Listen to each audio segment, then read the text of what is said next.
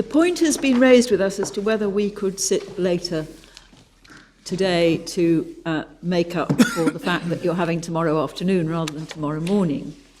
The provisional view that we take is that as Mr. Allen has, in effect, abandoned indirect discrimination, that means that a sizable chunk of the respondent's argument will no longer be necessary, and that it should therefore be possible to accommodate the respondents within the reduced time. Mr. Allen might be kind enough slightly to reduce his time in reply in order to make that possible. Mr. Linden, what's your view about that? My lady, there's no, Mr. Allen has told me there's no indirect discrimination claim against these particular respondents, i.e. the ones that I represent. So my submissions are all going to be about direct discrimination. Well, he's abandoned indirect in both cases, as I understand it. He'll say, I think he may be keeping it open in the ONU. Qualify that, but what... neither of the formulations of indirect discrimination which are advanced below work for the reasons that my lady had put to me. That doesn't mean that there is nothing to say on it, but what's said is in our case, and I won't need to develop that. I'd rather put it that way, if you don't mind. Yes, and we have read your case, and we will reread exactly it the before point, we make up our minds. So it may mean that there is the actually very little for the respondent in ONU to say. My lady, that's right, subject obviously to the deficiencies in my submission. Of course, and they'll be listening to you very carefully. Of course. Now, in other words, Mr. Rahman may feel that he does need to say more than I've said. But from my own point of view, certainly it's my plan, subject obviously to the view of you and the other justices, to take my printed case as read and to highlight certain points, but not necessarily to go through the whole of it. So would you be content if we rose at the normal time today? My lady, I'd be content either way. I'd be even more content if we were able to finish the case today, as I imagine. Oh, that would be even better, but that may be a bit optimistic, I appreciate. Yes. Obviously, from the point of view of three of us, it would be an improvement. If it were sitting to 4:30 to finish the case, we would, I believe, all be content to do that. Not if it's sitting to 4:30 to give you as much time as you needed before the case clarified in the way that Mr. Allen has helpfully clarified it. Well, maybe Shall we see where we are? Maybe take stock, yes. Yes. Mr. Allen, I'm a bit confused about what you just said about indirect discrimination, because you couldn't have made it clearer this morning that it was out of these windows. Yeah. Well, and those of us who may be drafting judgments want to know whether to deal with indirect discrimination. My lord, you're entirely correct. I need to disentangle two things. My position is that I see this as a case of direct discrimination. That's what I made entirely clear this morning. If your lordships take the view that the matter can't be fitted into the rubric less favourable treatment on grounds of nationality, stroke national origin, stroke citizenship, then I would want a short consideration as to whether there's any possibility of bringing it within indirect discrimination. Our argument on that is set out in the ONU case in writing.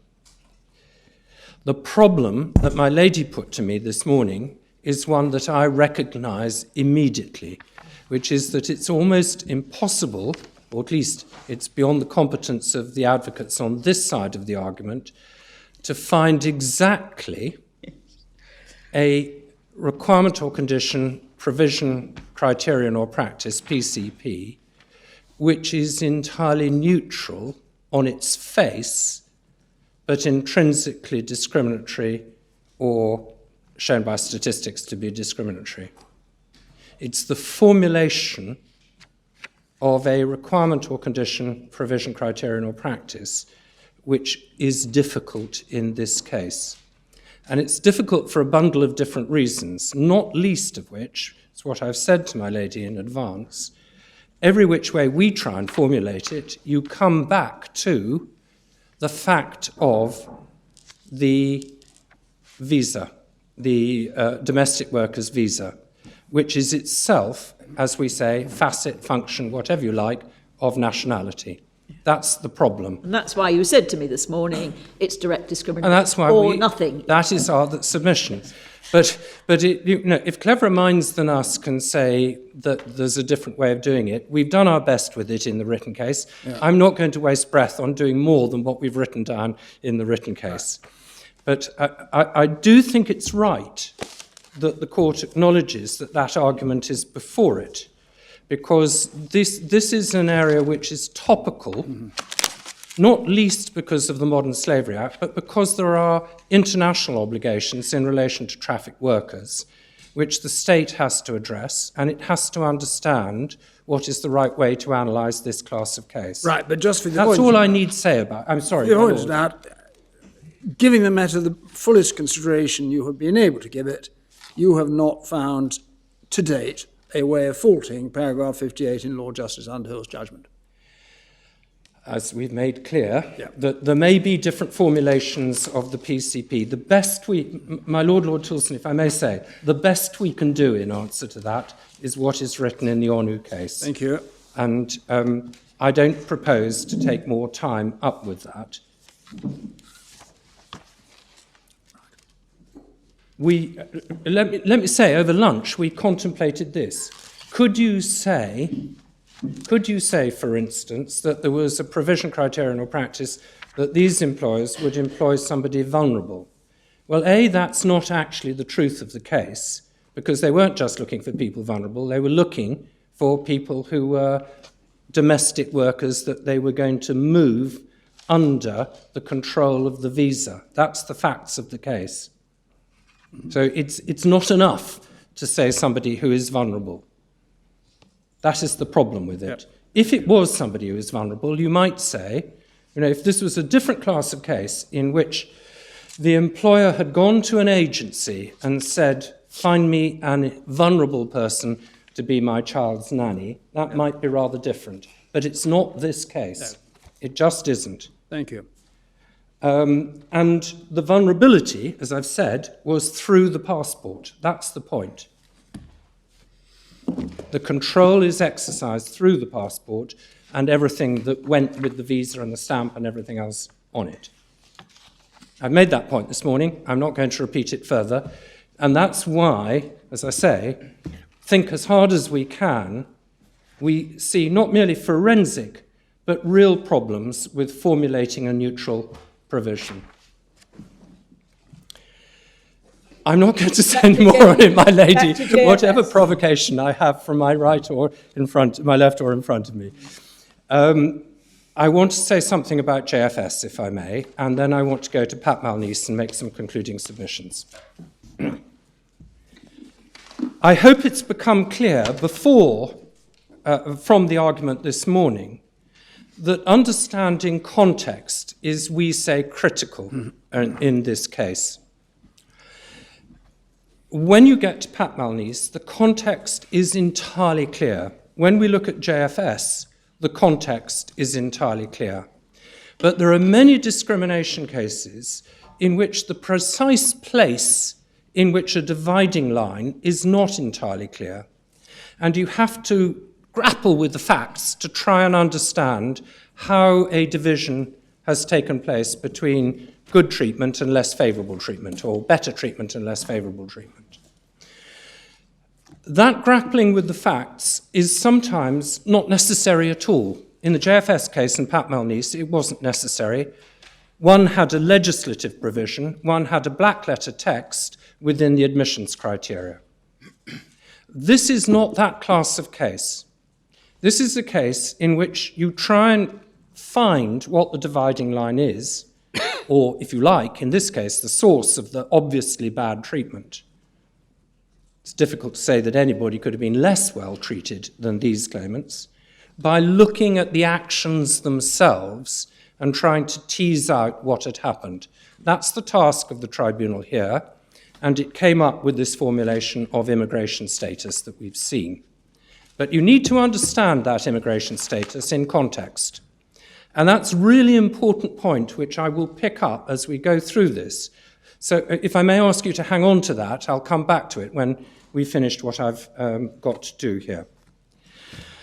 JFS is a case not really about indissociability. It's a case about understanding how you approach discrimination cases. And there's a short message from it, really, which is good motives don't rescue cases which are discriminatory.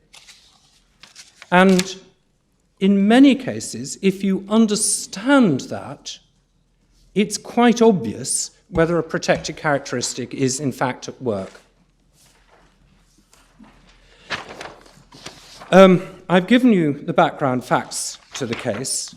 The discussion about motives took place principally in the judgments of Lord Phillips, Baroness Hale, and Lord Mance. Lord Clark and Lord Kerr took the matters more shortly, and I don't propose to read those judgments to you.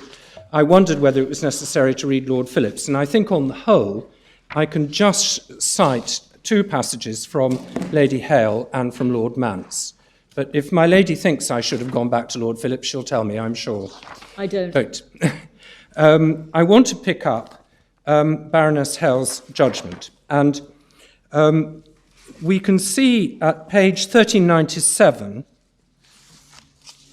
that she, having had various cases, including Elias and EOC, starts discussing the questions about motive at that stage, at 58. And you'll see then at 1398 that she tries to unpick why the Equal Opportunities case was direct discrimination, not indirect discrimination. The differences of motive are explored in those passages.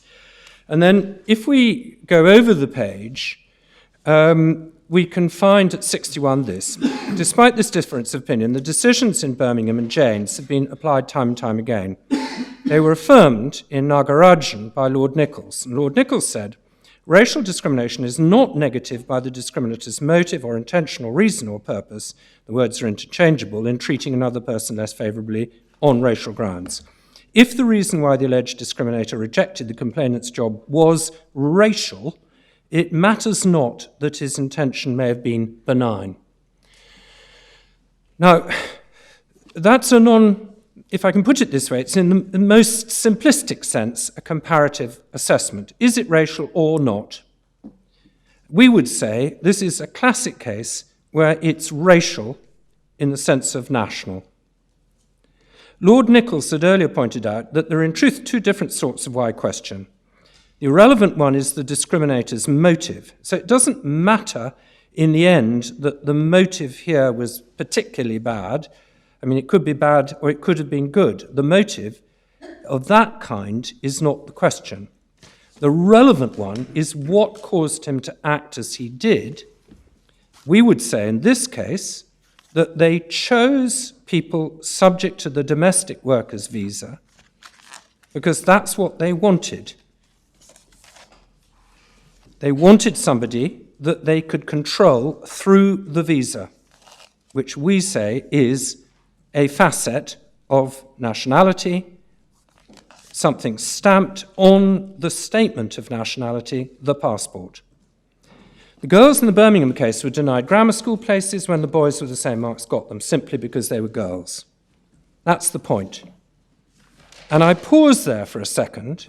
You need to remember, in the Birmingham case, there were advantaged girls as well as disadvantaged girls.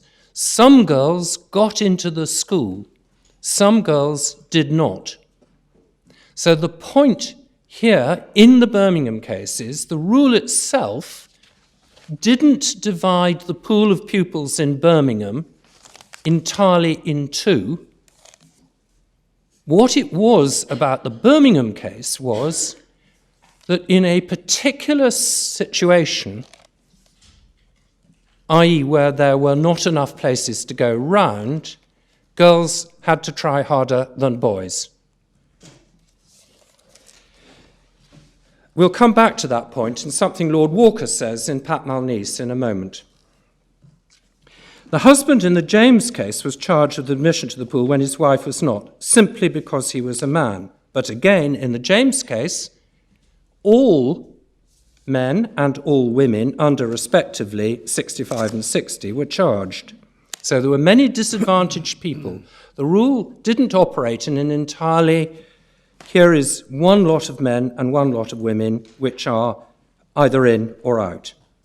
But as Lord Gough pointed out, there are also cases where a choice has been made because of the applicant's sex or race. As Lord Nichols put it in Nagarajan, in every case it's necessary to inquire why the complainant received less favourable treatment. This is the crucial question. Was it on grounds of race, or was it for some other reason, for instance, because the complainant was not so well qualified for the job?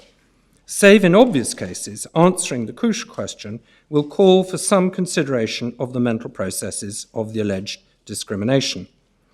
That's been used in some of the textbooks as the process of ratiocination. So it's not concerned with just the motive, what end, whether we think we're doing good stuff or bad stuff, but actually, if you can discern a syllogism in the process, what it is. In the James case, Lord Bridge was not to be taken as saying the discriminator's state of mind is irrelevant when answering the crucial anterior question, why did the complainant receive less favourable treatment? The distinction between the two types of why question is plain enough. One is what caused the treatment in question, and was its motive or purpose.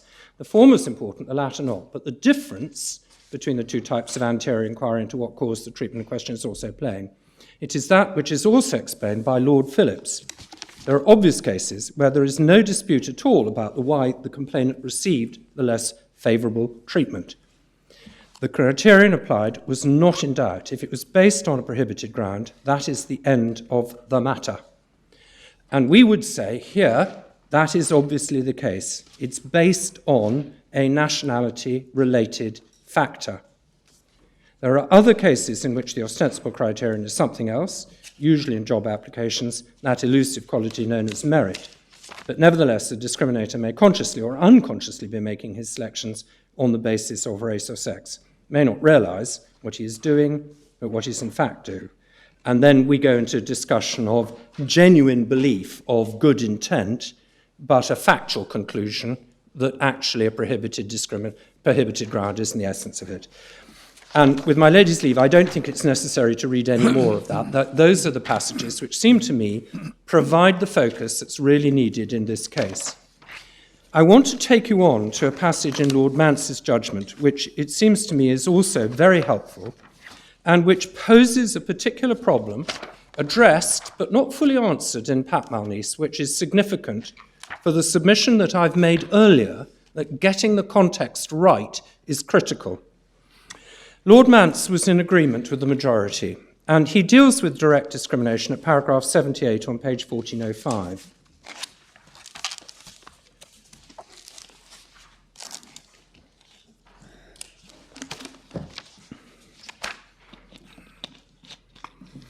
And because of the nature of the case, you can see in paragraph 78, he starts out by looking at unobjectionable motives and motives which give rise to liability.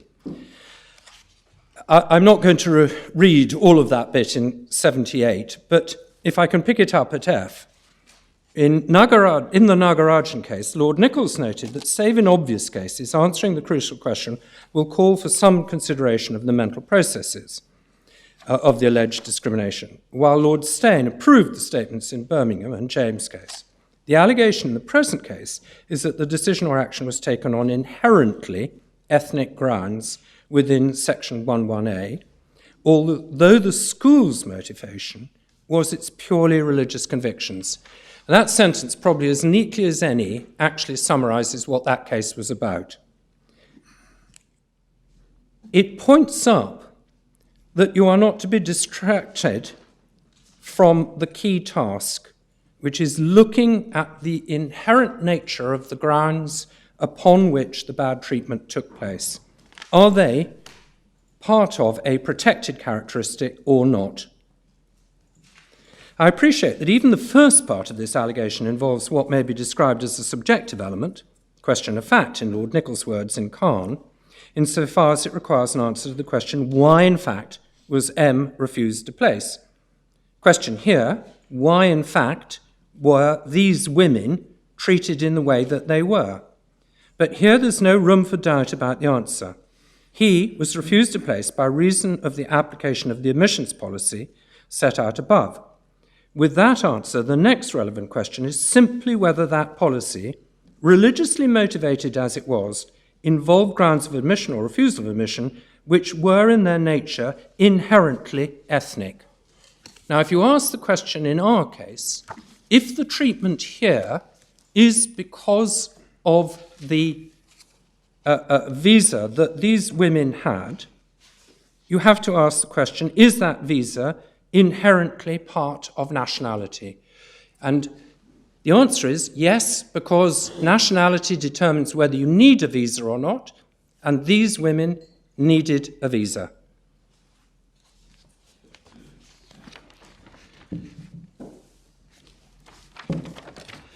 Now, I could go on with the discussion, but I wanted to pick up, if I may, and I've just lost the place, where, here we are, paragraph 89, how after many pages of discussing the merits of the position of the OCR, Lord Mance addressed his view of what was inherent in the visa that was granted. It's paragraph 89. The reason for Mem's can't get my tongue around it, ineligibility can be said to be that his mother converted to Judaism under a procedure and principles other than those accepted by Orthodox Jews. So the office of the chief rabbi didn't recognize it. However, M remains at a disadvantage because of his descent, and speaking generally, the test for admission of any child to JFS is, for practical purposes, one of descent. I pause there for a moment. There's a parallel with this case. One of the arguments that had to be addressed was whether or not a descent-based test was in fact inherently an ethnicity issue. And that argument was actually one of the ones that I contributed to in the debate acting for the Equality and Human Rights Commission. And you can see a discussion of it by reference to Surd and so on in Lord Mance's judgment. Surd, the Convention on the Elimination of Race Discrimination, includes descent as a factor within race. Perhaps unsurprisingly, but that's the conclusion that was ultimately reached. But I just want to look at the point, or make the point in parallel, first of all. You don't stop in the debate when you look at the factor which caused the treatment. You don't stop by simply saying, in this case, JFS, it's descent. You have to take the next stage and say, is it ethnicity? In our case, the factor here is the visa.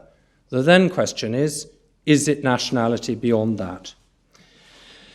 And then the analysis. The possibility of a child converting to JFS, being him or herself a convert, etc., but there's no examples of that. Further, a discrimination may be on ethnic ground, even though this is not the sole ground for the decision, so long as an ethnic ground was a cause, the activating cause, a substantial and effective cause, a substantial reason, an important factor.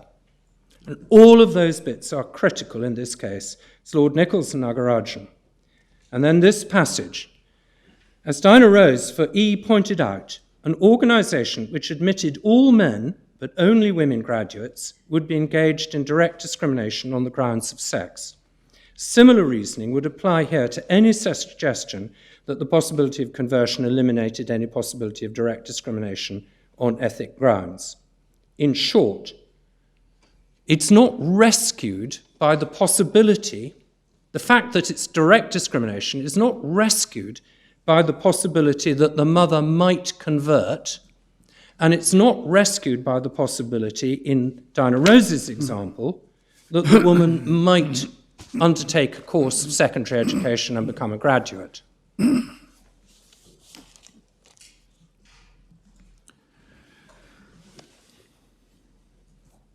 And bluntly, if it were otherwise, the whole Race Relations Act might fall apart. A person who discriminated against black people and preferred white people might be able to argue they could go on a course of face whitening.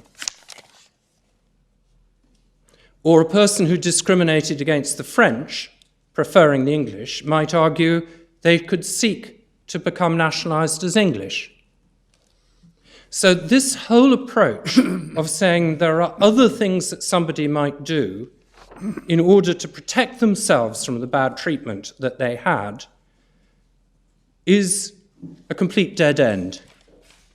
And the point was teased out expressly in JFS, and you can see the logic of it, and it stops there. But it created a problem when we get to the Pat Malnice side of the jurisprudence, and that's the point at which I think it's convenient to turn that up. Pat Malnice, you will find in paragraph, in volume 4, and it is at tab 40.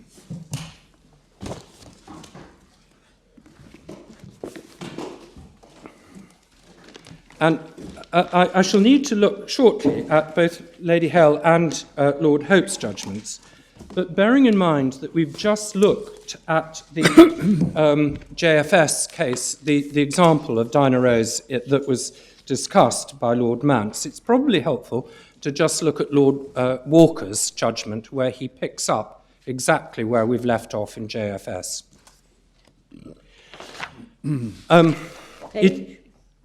Page 1510, and that's page 806 on the the law report numbering.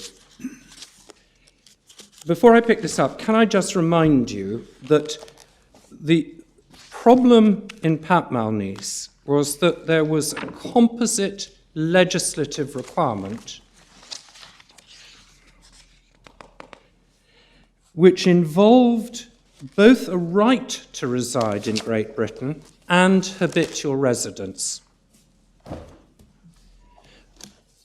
And the court in that case was quite clear that right to reside was directly discriminatory, but recognised a test of habitual residence was one which would not necessarily apply to all British people. So it's perfectly possible to be a British citizen and not have habitual residence in the country. And it was the composite nature of that that became the problem that had to be disentangled. But I want to pick up what Lord Walker said about this.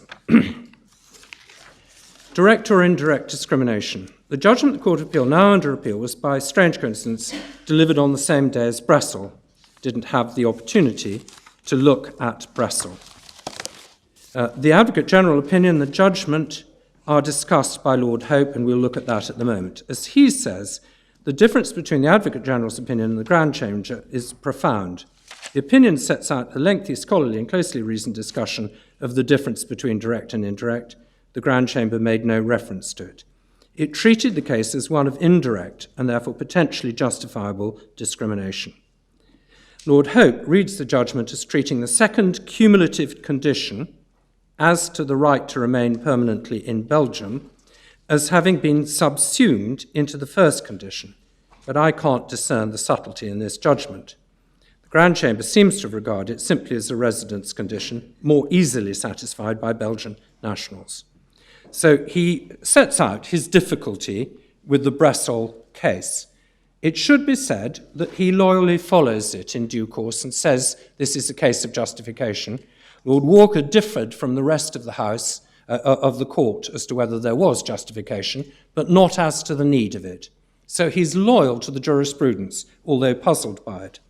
But it's the passage at 64 which isn't, which, as it were, teases out the difficulty with the indissociability approach that one gets in the simple statement of what Pat Malnice stands for.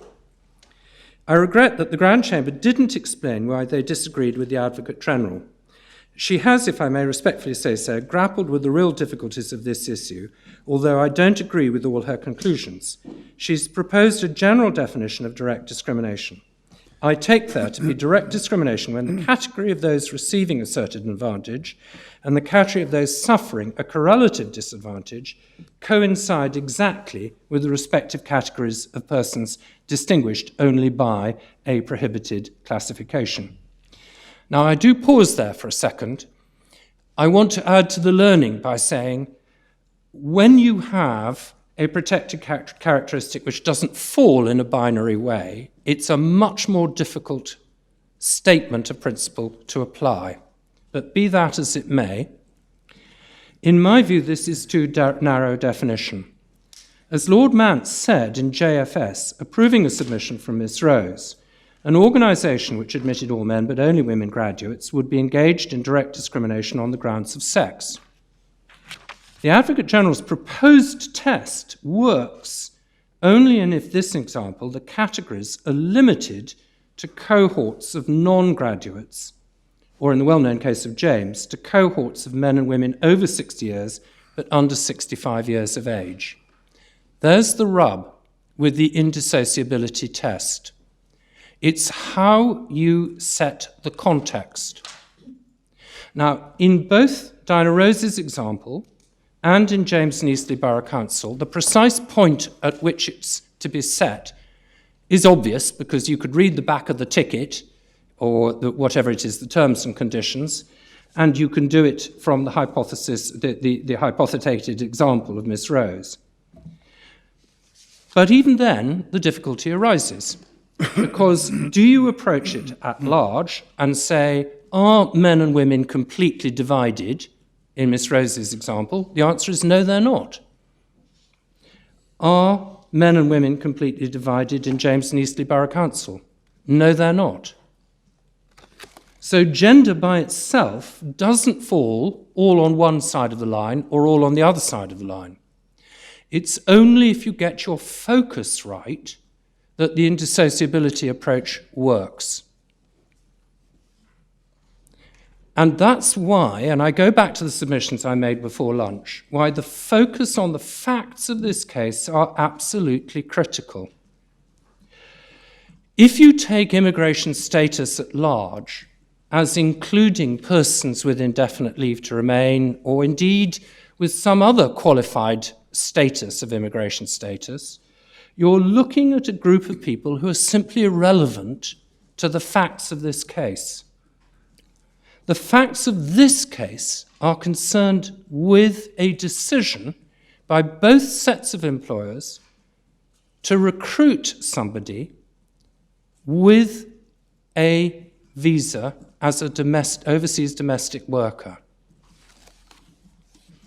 It's the equivalent, if I can put it this way, in order to focus down in this case, you have to ask yourself, what was the immigration status to which these two tribunals were referring? They weren't exploring situations of indefinite leave to remain. They weren't exploring the situation of people at large who might be subject to immigration control. They were exploring the recruitment and treatment of these women in this particular way. And the short answer is, if you say that these people were only going to employ and continue to employ people with an overseas domestic worker visa, they were dividing the world into those they would employ by reason of nationality. It is something which is inherently connected with nationality. You don't need an overseas domestic worker's visa unless you have a nationality which is specific. That requires that in order to work in this country. Lord Walker's approach was put to one side. It was no doubt argued in debate in that case, and the other judges didn't look at it. But I do suggest that he has put his finger on one of the issues that arise from the Pat Malnice line of authority. We say, very simply, Pat Malnice is a case where the dividing rule is perfectly clear because it was written in legislation. In our case, you had to work it out from actually the facts that were happening, and that's what the tribunal did in our case. When you read the words immigration status in the two judgments, what they are talking about are the visas. Both judgments at length discuss how the visas are obtained, how they're applied, how they're used, and ultimately how the passports are got back again, and how the passports were used to control. So that's how we see it.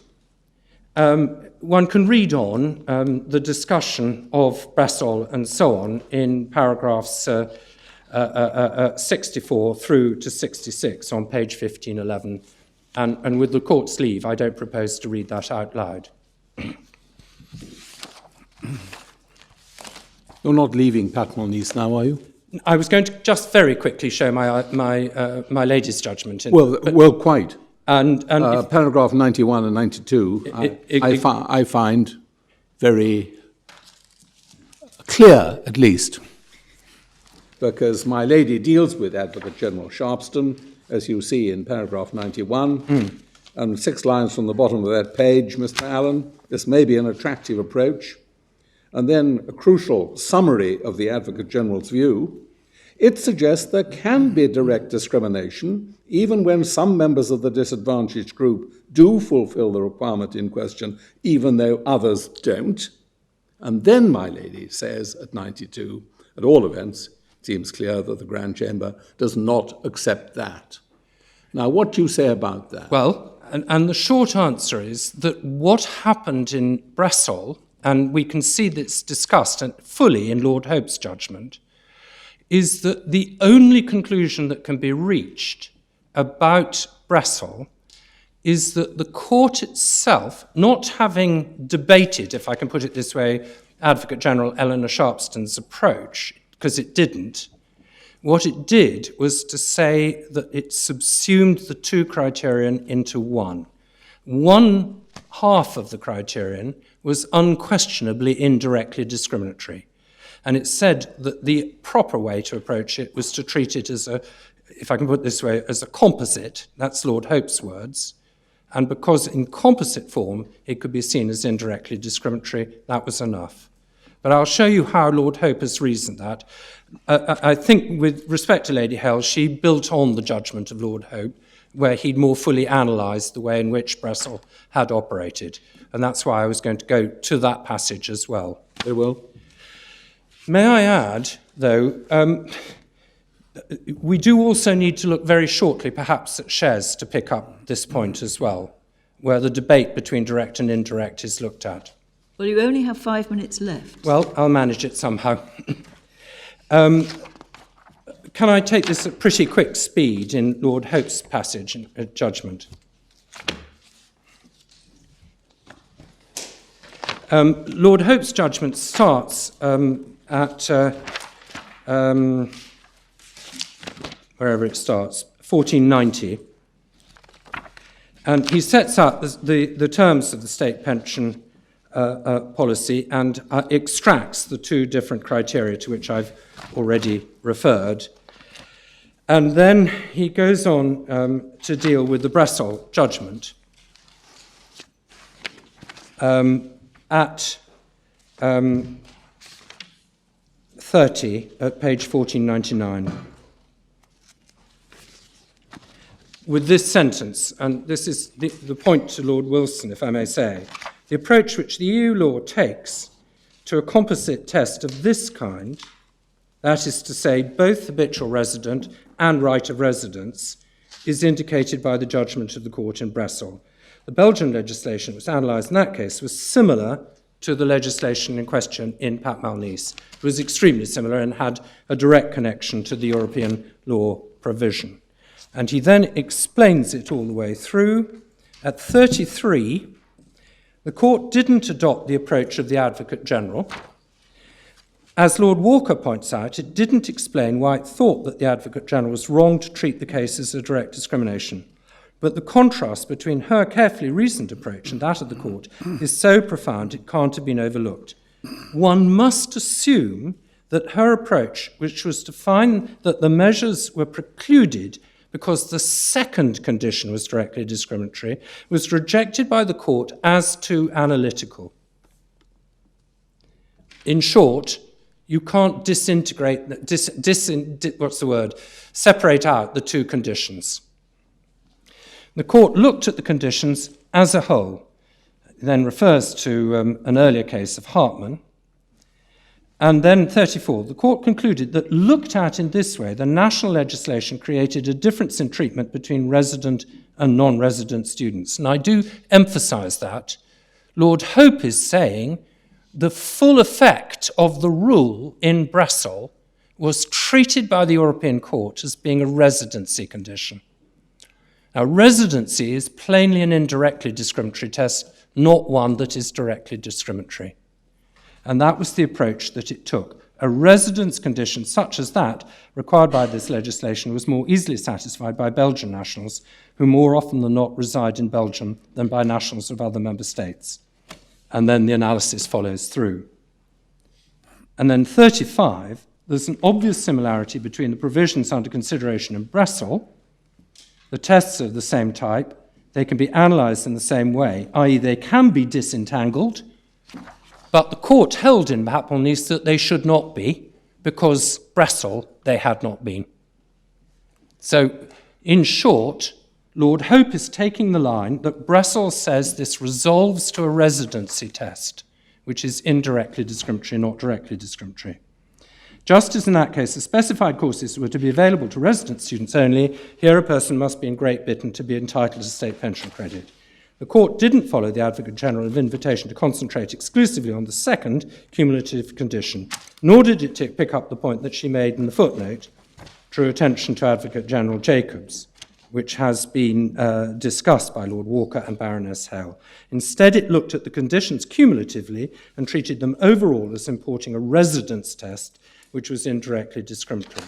So it would be wrong in this case to concentrate exclusively on the regulation right to reside test, which is linked to nationality. Looking at the regulation as a whole in the context, the test which is laid down in the claim must be in Great Britain. Hence, it's indirectly discriminatory. Now, we're not vexed with that problem. There are no cumulative rules in play in this case.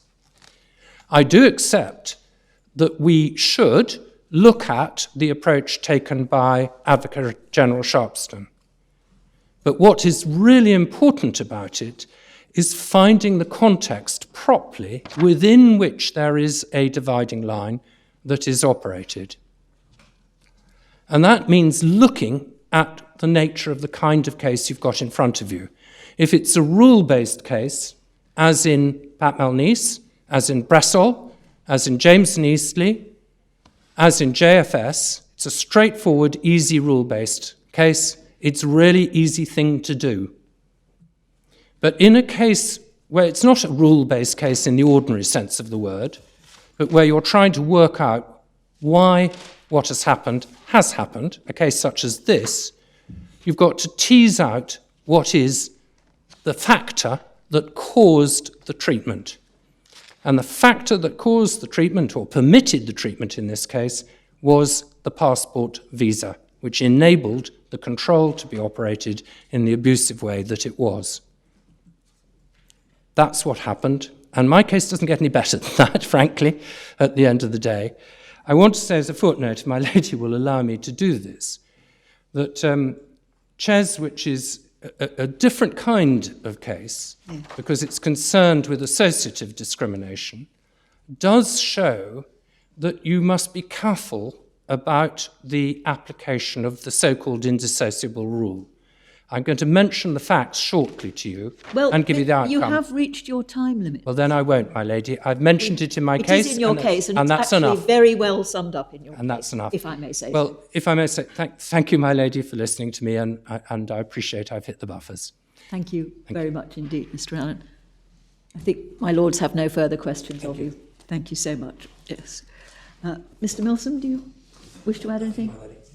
Mr. Rowbottom? Thank you. Mr. Lind. I do, thank you. As I indicated earlier this afternoon, the only claim against my clients is direct nationality discrimination, and it's on that issue alone that I propose to address you, and unless you wish me to make any other observations, which I doubt you will. We'll tell you when we've heard what you do want to say, whether we want you to say anything about things you don't want to say anything about. Let's see. Second point, the characterisation of the issue. There's broad agreement between the parties. in this sense that we agree that the issue is essentially one of construction of the term nationality, where it appears or appeared in the Race Relations Act and where it now appears in the Equality Act. And as far as that debate is concerned, I adopt the characterisation of the question as being whether the status in issue is a proxy for nationality. Now, you notice that I paused in relation to the status in issue. That was for a particular reason, which is my third point. That the question the court has to address, if it were being addressed under Section 78 of the Race Relations Act, is where one sees the term nationality, and then one sees, as you've seen this morning, the definition nationality includes citizenship. The question that you're being asked to address is whether it should also have said, or should be understood as also saying, that nationality includes, on the narrowest version of Mr. Allen's case, migrant domestic worker status. And again, I'm being specific about that because Mr. Allen was specific, but you and your colleagues, my lady, are entitled to ask the question, logically, why would the line be drawn in that particular way? Because why would it not be, as at times Mr. Allen appeared to be suggesting, simply migrant worker status? Why would it not be simply immigration status generally, that if you treat somebody adversely on grounds of their immigration status, then it's adverse treatment on grounds of their nationality? Why would it not be logically, and this is my contention as to the true interpretation of the present case, less favourable treatment in cases where the individual's presence in this country depends on their continued employment? That, in my submission, that's what this case is really about, as opposed to the specific visa under which the appellant was working. So I say that one doesn't discern with respect to Mr. Allen any answer to the question, why is it migrant domestic worker status in particular, when one interprets the word nationality in the anti-discrimination legislation.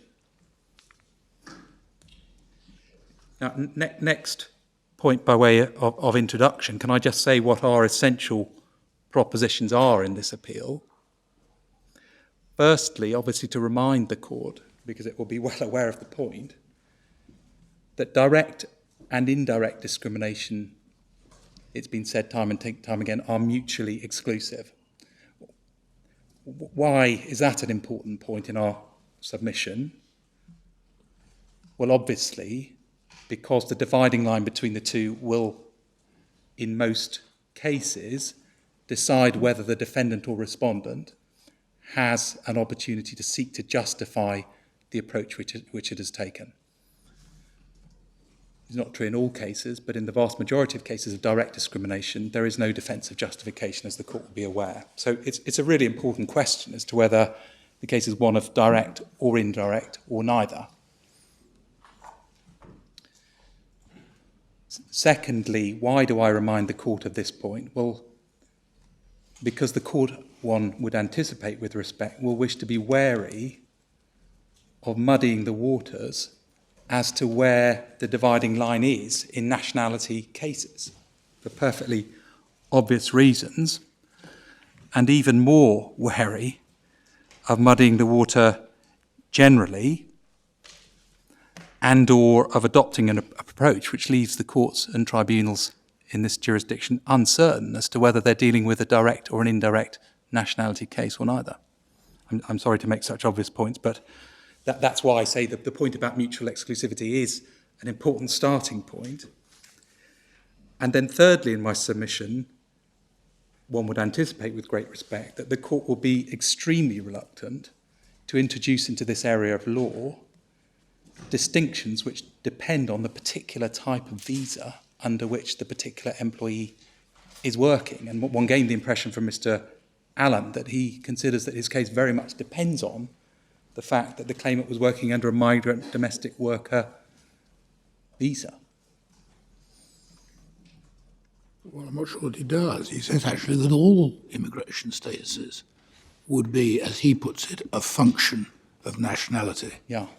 The significance of the fact that it's a domestic worker visa is that it leads to the less favourable treatment. Yeah. He says, I think he says that all immigration statuses would be attributable to nationality. Well, my observation in response to that is that if that is his position, then his case gets worse in my submission, not better. Now, that's the first headline point, that as an uncontentious proposition, the distinction between direct and indirect discrimination is important. Second proposition, as to the definition of direct discrimination, our contention is that there is direct discrimination where the criterion for differentiation is explicitly a protected characteristic, or where, although that criterion is ostensibly neutral, it has the effect of excluding the whole of the protected group and including all members of the comparator group. Now, as the court will be very familiar, members of this court having sat in the key cases, that is what is referred to as the exact correspondence test in Pat Malnice and in Preddy, a case which Mr. Allen hasn't addressed thus far in his oral submissions. And my submission is that is the test that this court should continue to apply. And if I may say so, it is a test which has the considerable advantage of being more readily comprehensible than the terminology of indissociable links that one finds in the European case law. Although it may be what they meant by indissociable link. In my submission, it is what they meant. It's a question of terminology, but if one is sitting in the London South Employment Tribunal, which happily one never does, the exact correspondence test tells you exactly what you should be asking. Is it 100% pass rate for the advantaged group and 100% failure rate for the disadvantaged group? But you would accept Mr. Allen's point that if you're going to take that, you have actually to define your group with some care. Yeah. So it is non-graduates, in Miss Rose's famous example, male non-graduates as against female non-graduates. Yes, and I'm going to submit in due course that that's what this court did in Preddy. Yes, because of the marriage, / civil partnership status. Exactly. What I'll come to Preddy in due course, but ultimately my submission is what happened in Preddy was there was an argument that the exact correspondence test wasn't satisfied. And the basis for that argument was to say, well, of course, there will be heterosexual couples who are not married, and they will fall foul of this rule. Now, putting it in very broad terms and not doing justice to the judgments in that case, the judgments of the majority, the answer to that was to say, well, the unmarried heterosexual couples are not in the comparator group because the real comparison is between those who are parties to a civil partnership and those who are parties to a marriage. That is the view the majority took, yes. Yeah, it is.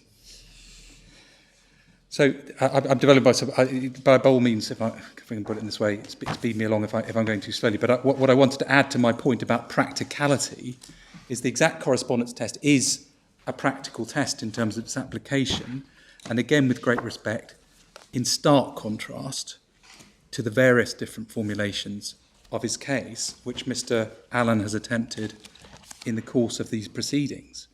You've seen that in the Court of Appeal his contention was that the test was one of intimate association. He's been taxed on his test of it being a function of, which, again, I'm not a mathematician, but I understood that meant that two numbers were being multiplied by each other, and with respect, not sure that will assist our putative employment judge in Croydon. Now, as to other versions of this, close connection with nationality, a consequence of nationality, a nationality-related factor, inherently connected with nationality, and so on.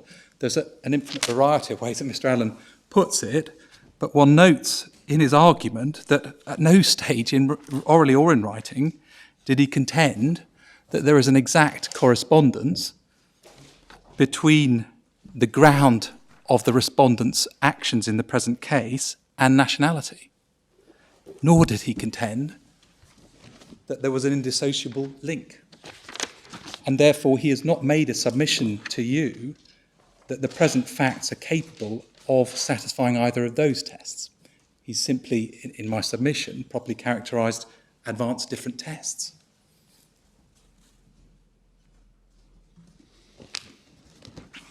Now, my lady, the additional merits, apart from consistency with authority, apart from practicality of the test that I submit should be applied, is also that it accords with what one would expect.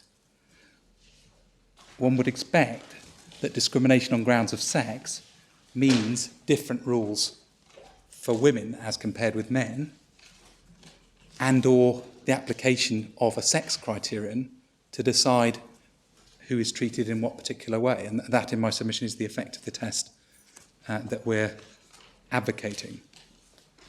So, applied in the present case, my submission is that those propositions lead to the conclusion that this is at best a case of discrimination on grounds of the appellant's vulnerable immigration status, rather than a case of direct nationality discrimination. Now, as to how I propose to develop that case, obviously again subject to the convenience of the court, I wanted briefly to revisit the reasoning of the Court of Appeal as to the reasons for what happened in this case. Then secondly, to make some brief contextual points directed at Mr. Allen's argument that if he is wrong, then there is a gap in protection, and you should fill that gap by judicial creativity, if I can put it in those terms. Then I wanted to look, if I may, at the core authorities with the court, and then very briefly deal with some of these, what I would characterise as supporting arguments. In other words, Mr. Allen's arguments this morning. Can I deal first topic with the Court of Appeal's analysis of the reasons for the treatment in the present case? You have the Court of Appeal's judgment in the core bundle, and if I can ask you to go to page 161 in the electronic version.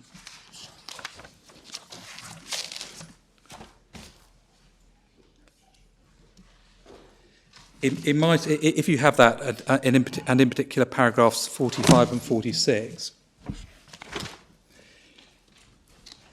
in my submission it's important to read paragraph 50 in the context of those two paragraphs to see precisely what the Court of Appeal was saying, and in my submission saying, unchallenged by Mr. Allen, and that is in relation to the question of how immigration status entered into the case. You can see at paragraph 45 in the last sentence, but the natural reading of the statement that the reason for the claimant's treatment was that she was a vulnerable migrant worker who the respondents were able to control, is that the respondents were aware of that vulnerability and more or less consciously taking advantage of it. And you can see at para 46, the claimant's vulnerability deriving from their immigration status afforded the opportunity to mistreat them for other reasons. Now, why did it afford them that opportunity? Because, as the tribunal found, the employment tribunal found, their continued presence in this jurisdiction, or the claimant's continued presence in this jurisdiction, was dependent on her continued employment for all practical purposes, not as a matter of law, but for all practical purposes. Now, the reason that I emphasise that point is not because I derive any particular advantage from it in terms of the case that I advance, because I would submit that actually Mr. Allen's narrower classification makes this case more difficult, but essentially because it's important to be clear that that's the nature of the vulnerability. The criterion in this case is taking advantage of the fact that the person's continued employment in this jurisdiction is dependent on their continued employment. Now, if one then pauses to ask, well, could that be true of other types of employee? Obviously it could, and examples have been given by the court. A professional footballer from South America, for example, requiring a work permit to play football here, an Australian in the city, and so on. They are all employees, obviously not in the same position of economic vulnerability as the claimant in the present case, but all employees for whom the termination of their employment carries the risk of their having to be removed from the jurisdiction. And there may be non-economic, but very good reasons why economically affluent employees are very keen to remain in this jurisdiction and are vulnerable to that extent. They may have children in schools here, they may be long settled, and so on. So that's my essential point in relation to the reason in this case. What came into the equation was the opportunity to exploit the dependence on employment to remain in this country. My lady, my lord, there are a couple of other points that I wanted to make. The next is that it's being said, well, this is not a cumulative rules case. That's part of the answer on Bressol. And if I may say so, I fully understand that, because this isn't a case, obviously, where the employer was applying a set of rules, cumulative or otherwise. But in my submission, that doesn't provide an analytical basis for Mr. Allen's attempt to distinguish the present situation from the statutory criteria cases, for two reasons. One, that the tribunals were not finding that the only reason for the treatment in this case was, quotes, the vulnerable immigration status. They were finding that afforded the opportunity to exploit other characteristics of the claimant, her poverty, her lack of facility with English, and so on, in order to mistreat her. So it doesn't, Mr. Allen's not in a position to submit in my contention that there was simply one criterion applied, and that makes all the difference when one considers cases like Bressol.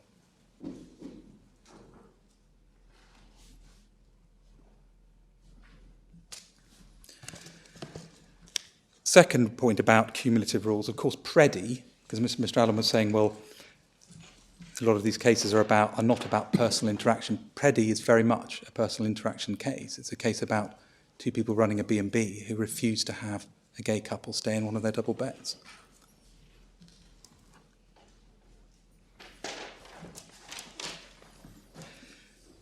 Thirdly, in terms of the nature of the case, can I add this, that at times it appeared that Mr. Allen was approaching the case as if one of the complaints was a complaint about recruitment. He spoke about in Nigeria, they're looking for particular types of people and dealing very much with the recruitment part of the process. While we're in the core bundle, can I just ask you to look at what the detriments alleged were? It's page 209 of the electronic version.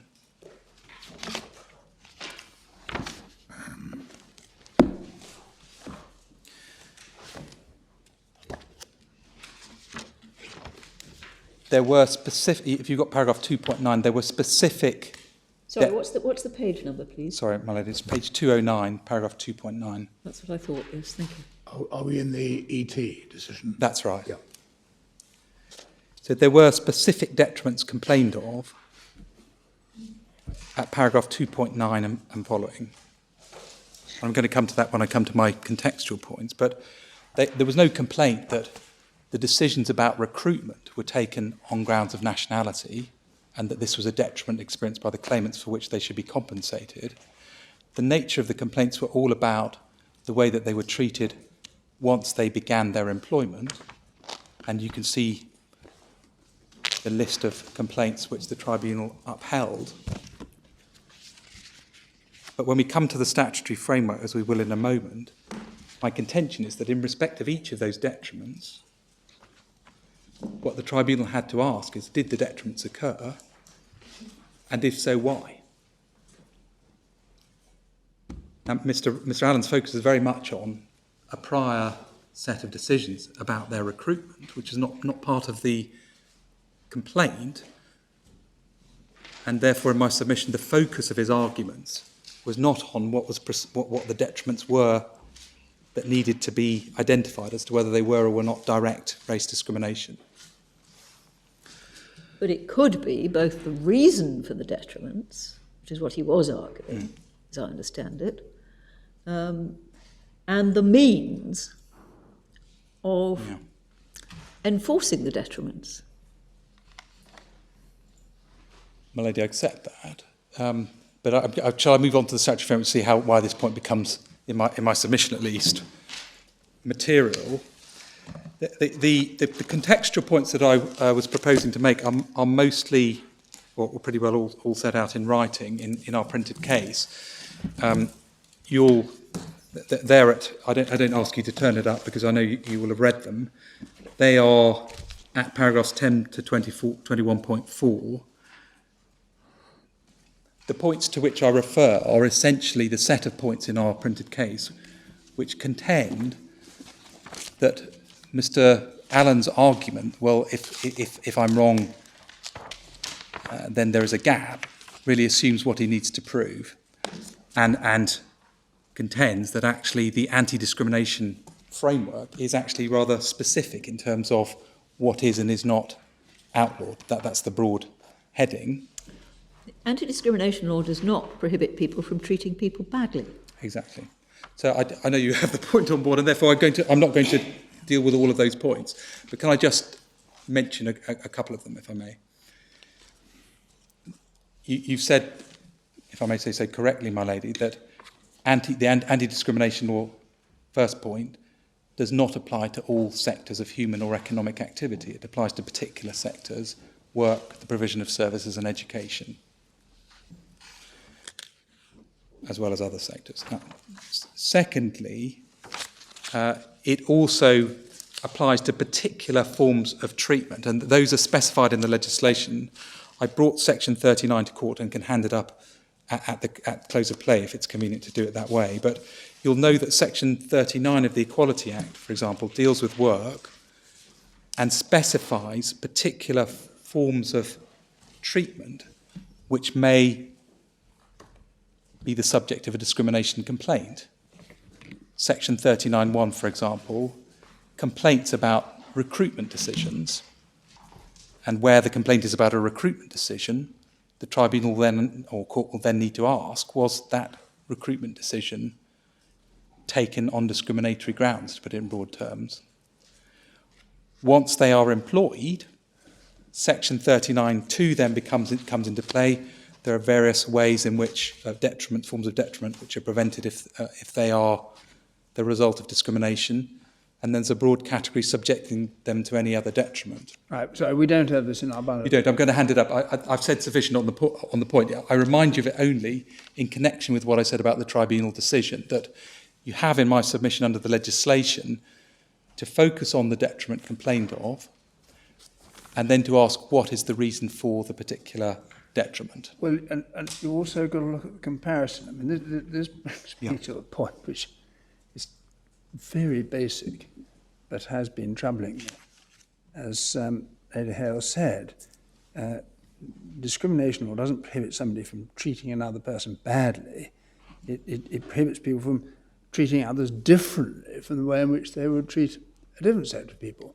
Now, if we look at Section 1A of the Race Relations Act, person discriminates if on racial grounds he treats the other less favourably than he treats or would treat other persons.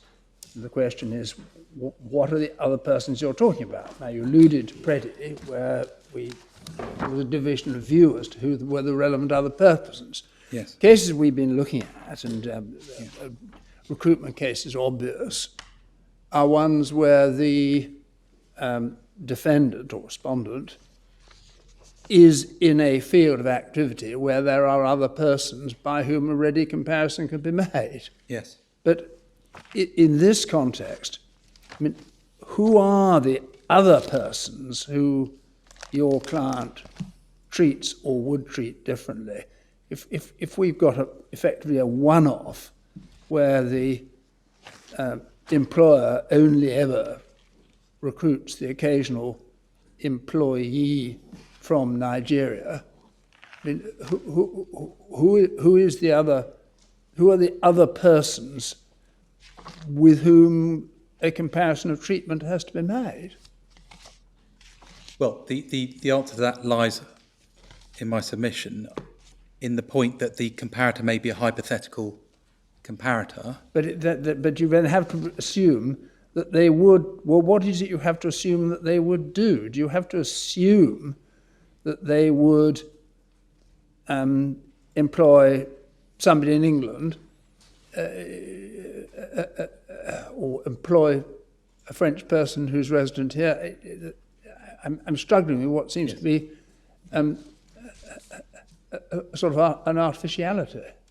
Well, in my submission, the artificiality may stem from the fact that one is obliged in this case to ask a hypothetical question.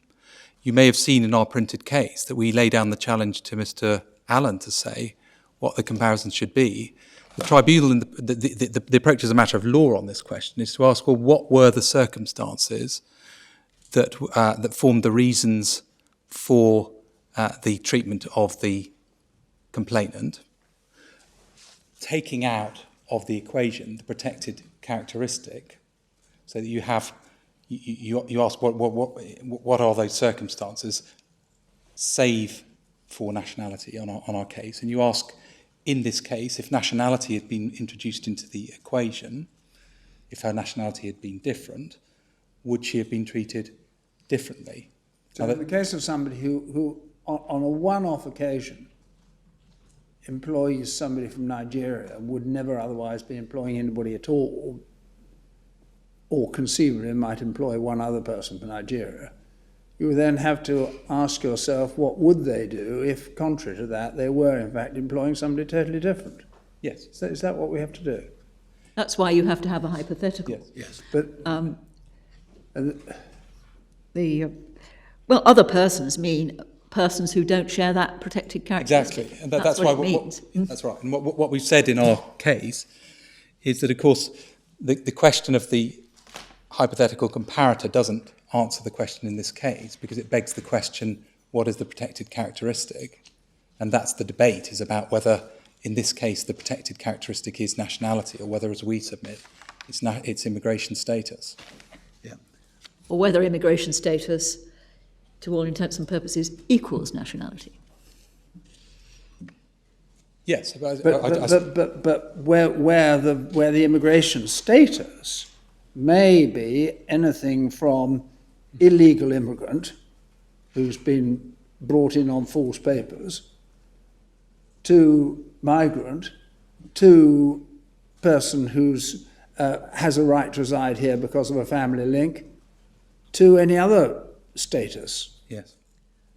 So which of those forms the comparator group? Well, I accept that it's a very difficult question to address, but I say that points up the weakness in Mr. Allen's case, that the tribunal took the view, well, what's really going on here is that you've got vulnerable domestic workers. If you ask, would they have treated a vulnerable, well, a British worker wouldn't be a vulnerable domestic worker, so a British worker would not be in the comparator group.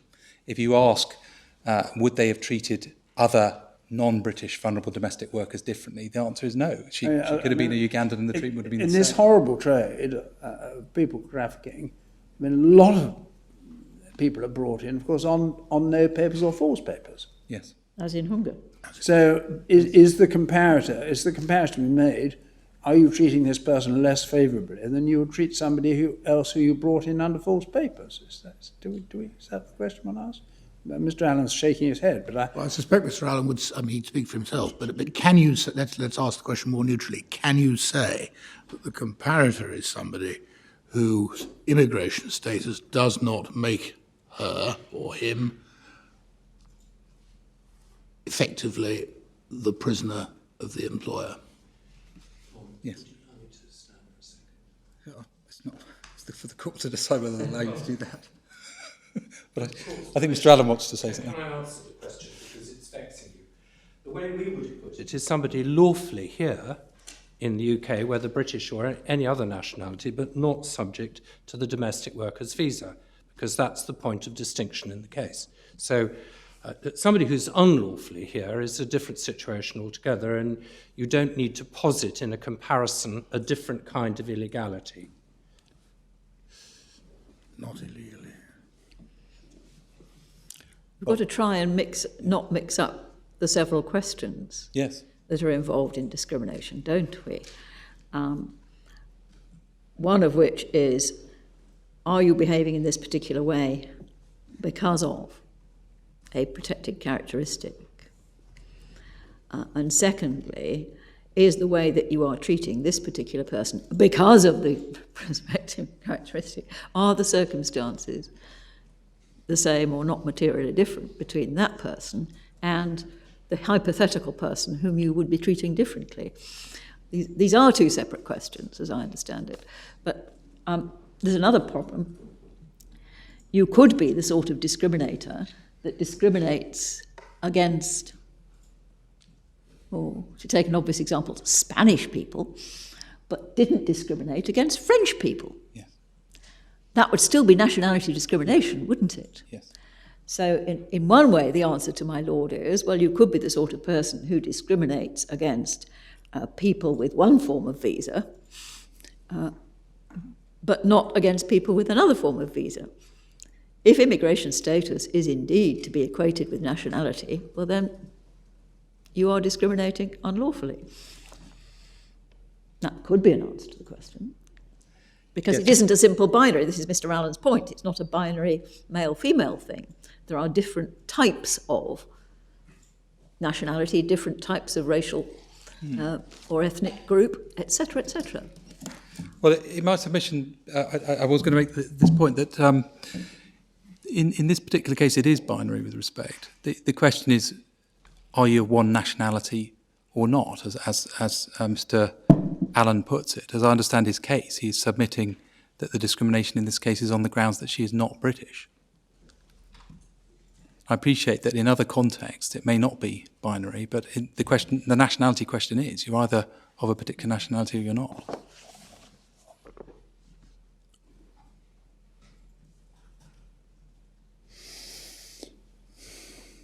And I sought to highlight at the beginning of my submissions the difficulties in terms of formulating precisely what the influencing factor is. I was submitting that the sort of vulnerability, what we're talking about in this case is vulnerability based on the need to continue your employment in order to stay in this country. But one sees in the light of the court's interventions that may be, as it were, too generous to Mr. Allen's case, that one would ask the question, well, why is it only the connection with employment that matters?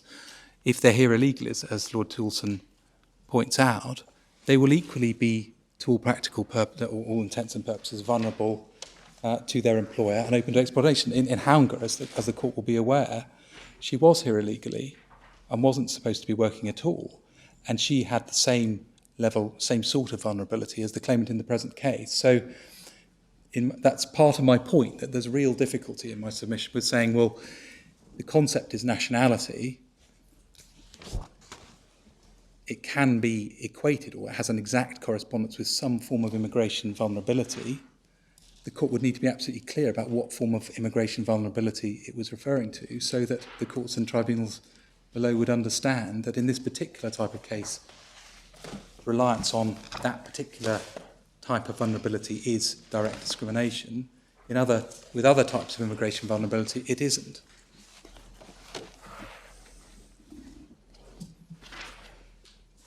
I'm still in my section on contextual points about discrimination law.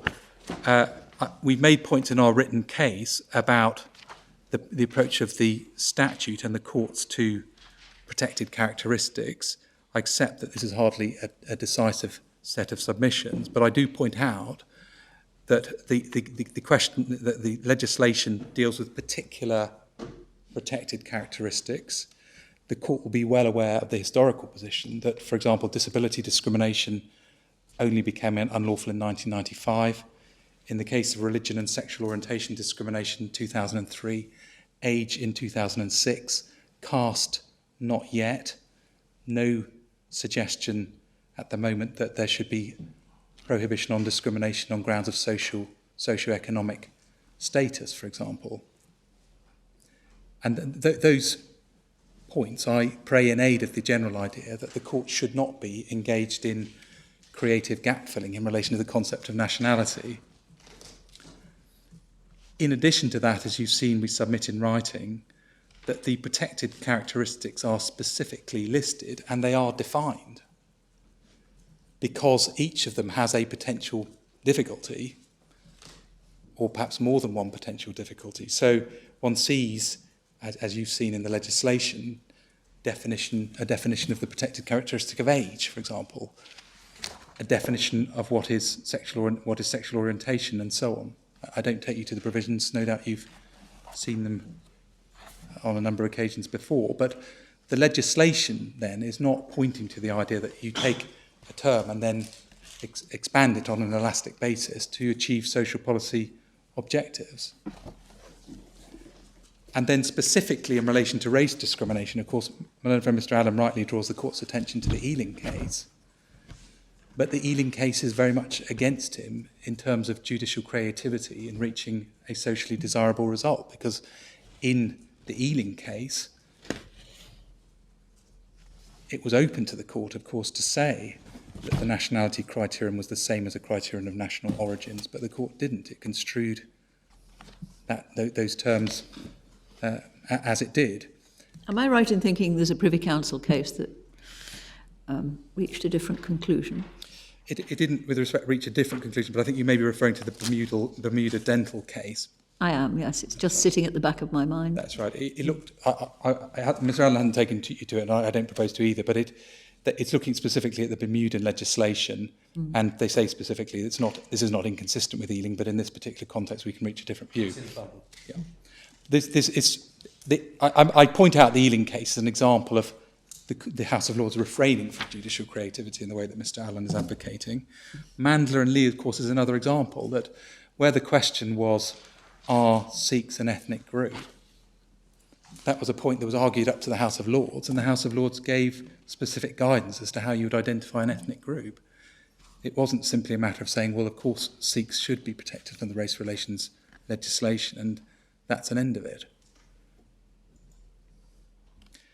Now, last, in relation to contextual points developed orally, we've also made the submission that the subjective test, as we're putting it, is rigorous. And we've developed that point in writing, and I'm not going to develop it in that way orally. But can I just come back to the questions that Lords Toulson and Reid asked about the but-for test? In our submission, the very clear answer to the question the court put to Mr. Allen about whether it's sufficient to say that but for the claimant's nationality, they would not have been treated in this way, is that it's not sufficient. And you've got, for example, the decision of the House of Lords in Khan, Volume 2 of the... I don't ask you to turn it up because I know you'll know the case. Volume 2, tab 24, paragraph 29, where it was quite explicit that the but-for test is a test of causation, whereas the question in this case is as to the reasons for the treatment complained of.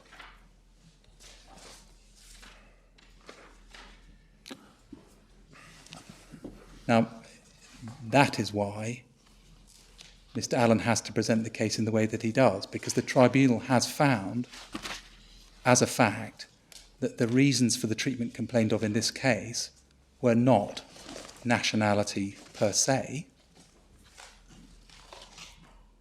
And therefore he is driven to argue that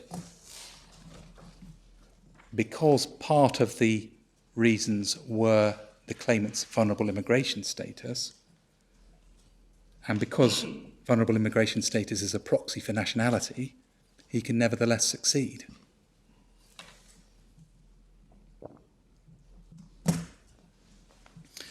My lady, those were my points on section 2, which is contextual points. I'm taking our printed case as read and obviously speeding along. I've seen already the court will put points to me insofar as they're of concern.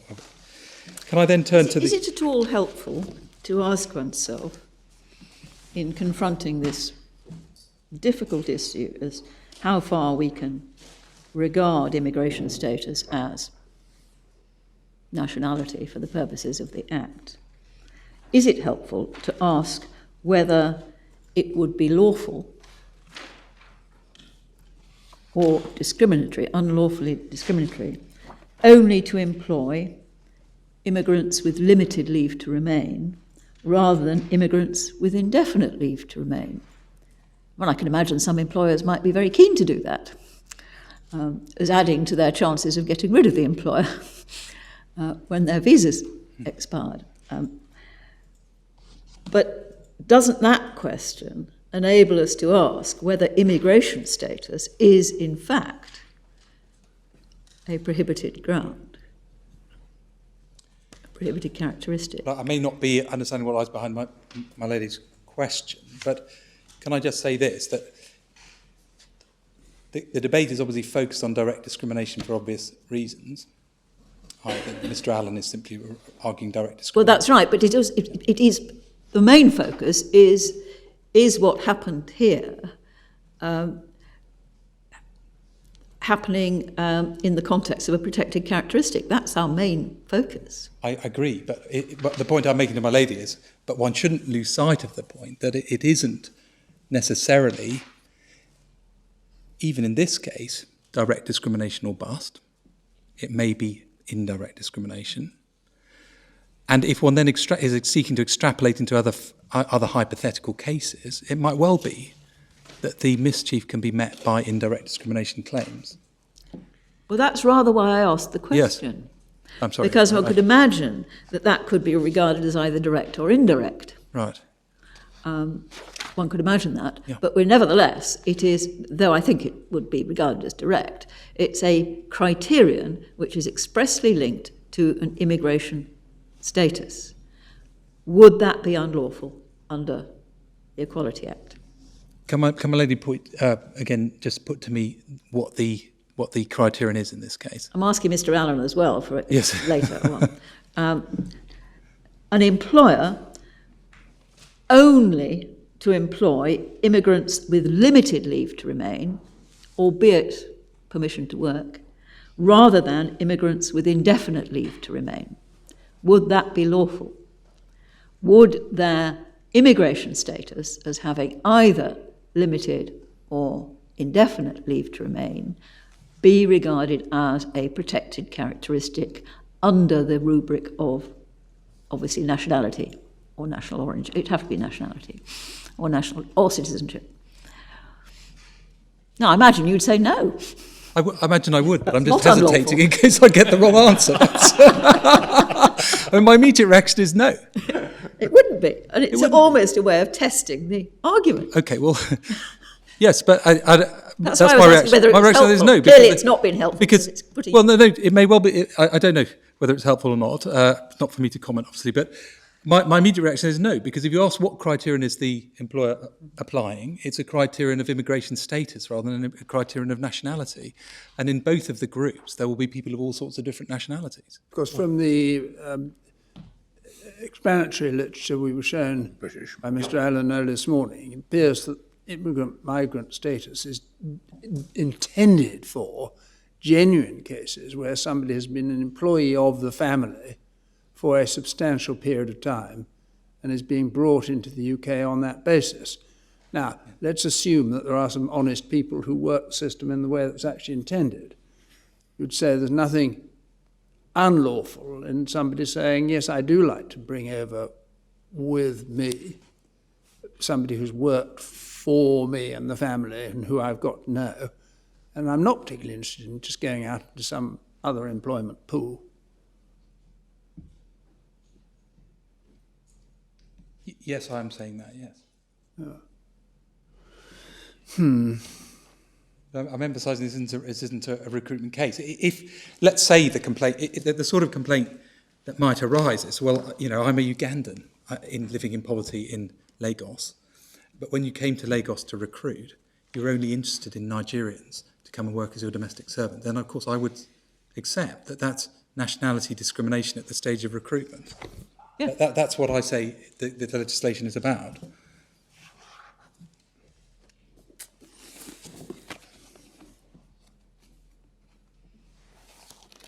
But then having got them here as Nigerians, Yes. you treat them badly, but that is not because they're Nigerians, it's because of their immigration status, in part. And that's not unlawful, you say.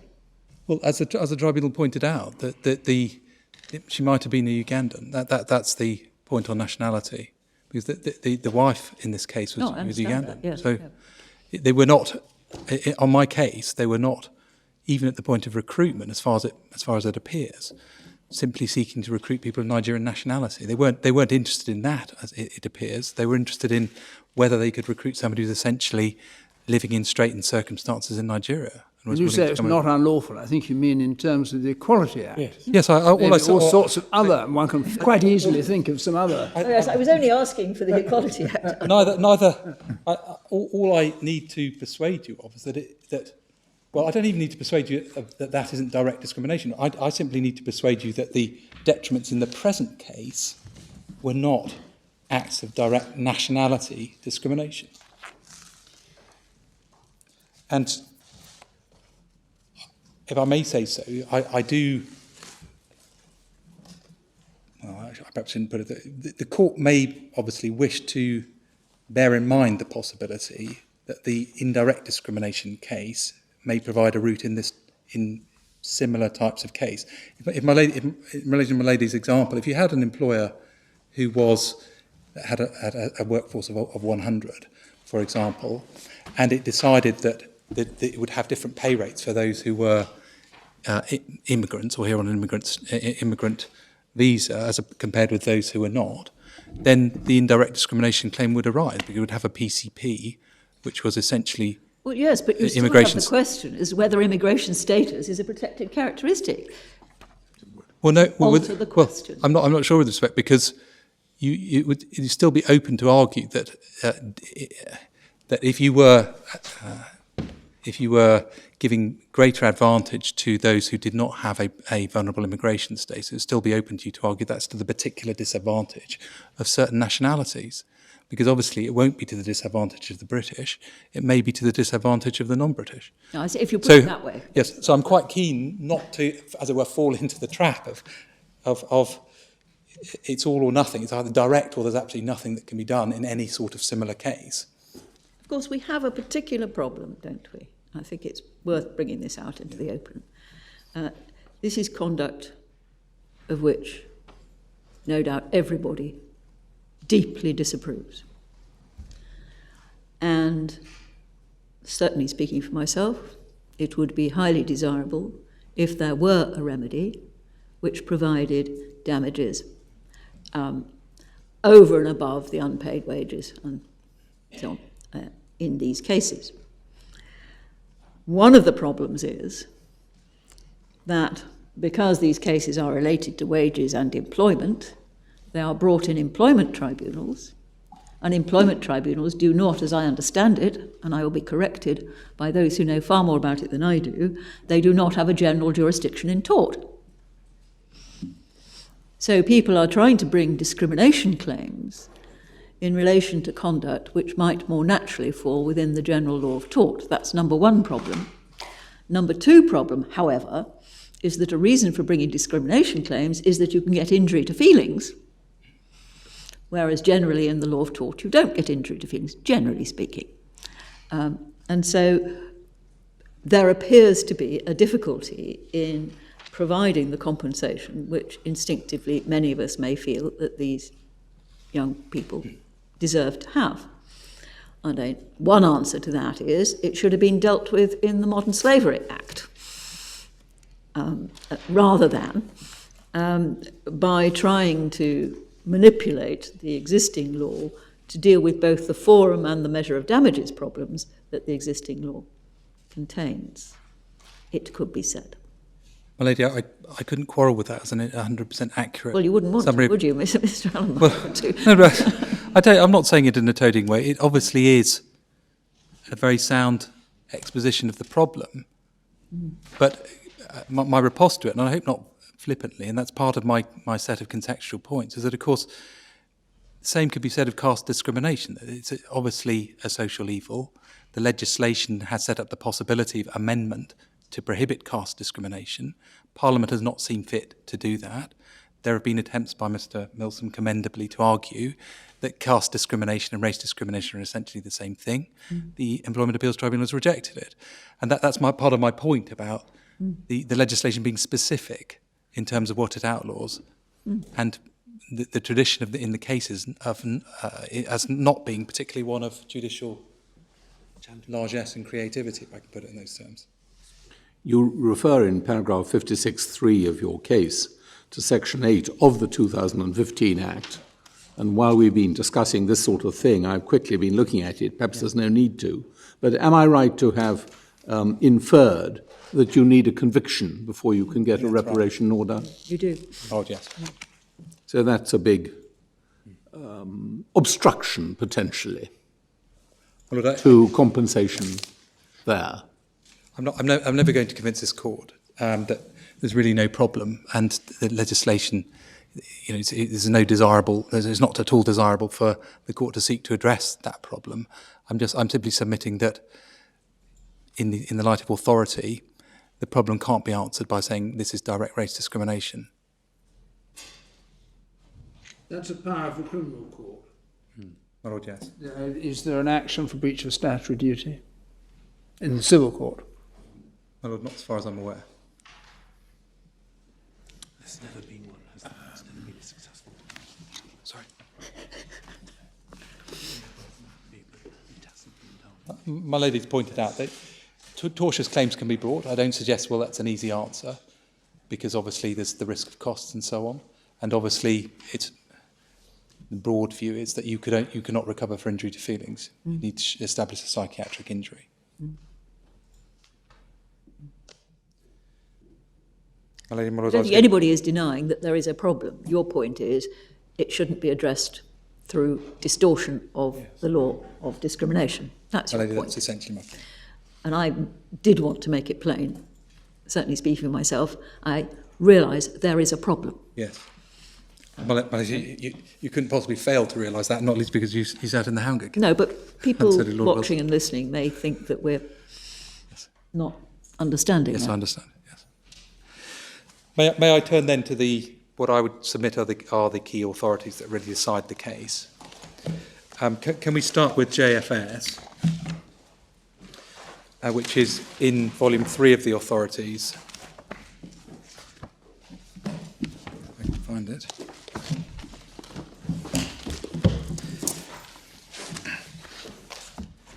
At tab 38.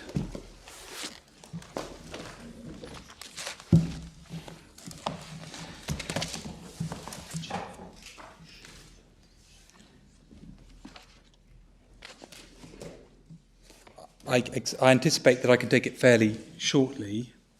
In my submission, the key reason to look at the JFS case in the present context is Mr. Allen's attempt to argue that there is some analytical distinction between what has been described as the criterion cases and the non-criterion cases. And our case, as you appreciate, is that there is no such distinction.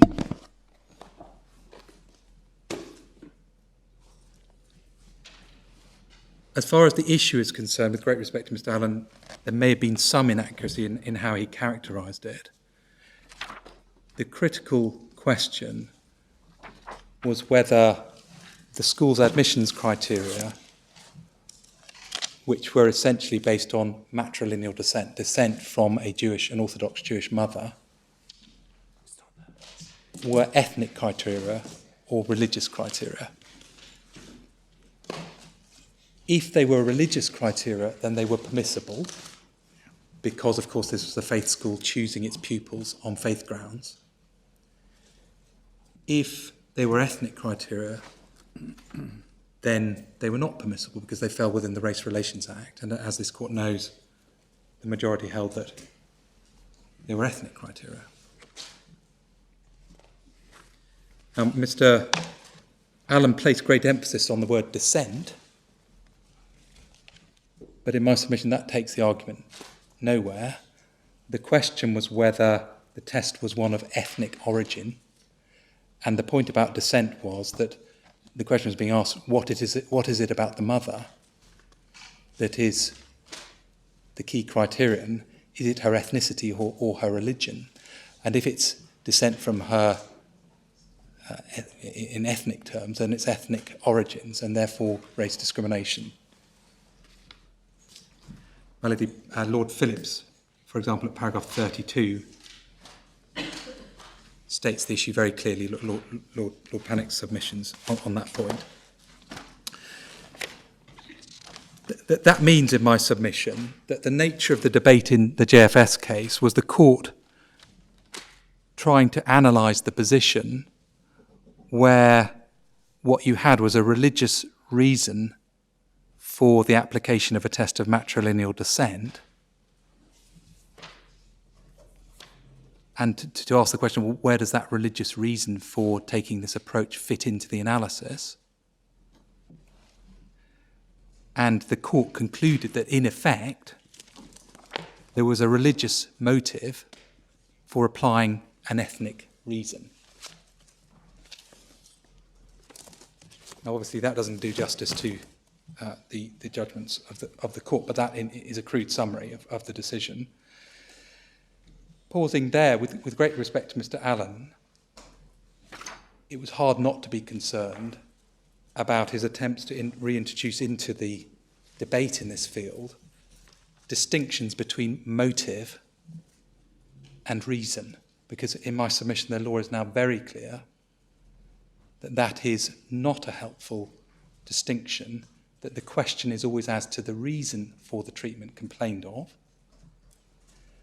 The motives for applying that particular reason are irrelevant.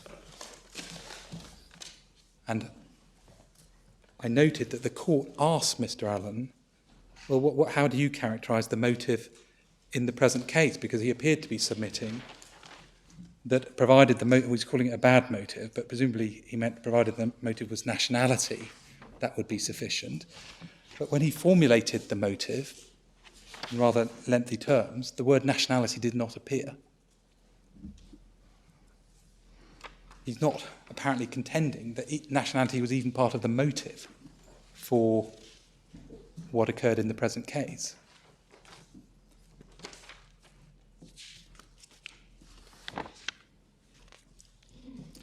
Now, points that one derives from JFS for the purposes of the present case.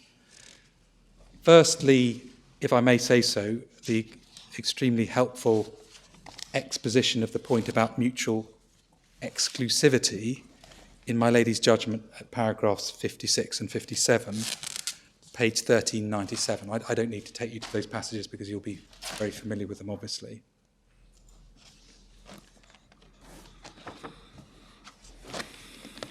Secondly, the key point as to what is meant by the distinction between criterion and non-criterion cases.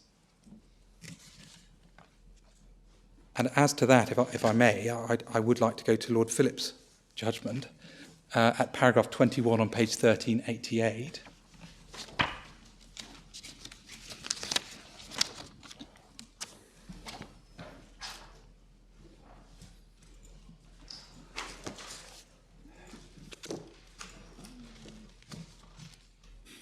Lord Phillips noted the very familiar observations of Lord Nichols in Nagarajan and Khan, and said that they throw no doubt on the principles. Those observations address the situation where the factual criteria which influence the discriminator to act as he did are not plain. In those circumstances, it is necessary to explore the mental processes of the discriminator in order to discover what facts led him to discriminate. This can be illustrated by a simple example. A fat black man goes into a shop to make a purchase. The shopkeeper says, "I do not serve people like you." To appraise his conduct, it's necessary to know what was the fact that determined his refusal. Was it the fact the man was fat, or the fact that he was black? In my submission, that's respectfully, a very pithy summary of the sort of question that arises in the present case. But the crucial point in relation to Mr. Allen's submission is that it's essentially a very prosaic point when one talks about criterion and non-criterion cases. And it's simply about deciding, as a matter of fact, what the reasons were for the treatment complained of. There will be cases, the so-called criterion cases, where it is obvious, and there will be cases where it's not so obvious, and so you need to look into the thinking of the alleged discriminator. That's, in my submission, all there is to it. And therefore, this point cannot provide any analytical basis for saying that our type of case, the present type of case, is a different sort of case. We entirely accept, to be clear, that this is not a so-called criterion case. It is a case where the Employment Tribunal had to make inquiries as to the reasons for the treatment complained of. And we, of course, accept that part of those reasons were the vulnerable immigration status of the claimant. But, of course, that doesn't resolve the issue in the case. The issue in the case is, well, if that was one of the reasons, is that reason a proxy for nationality?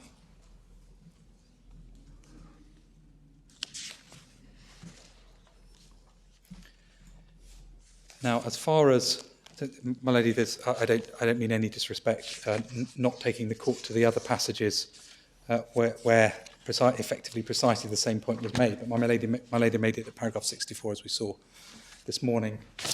Lord Mance made it at paragraph 78, as we saw this morning.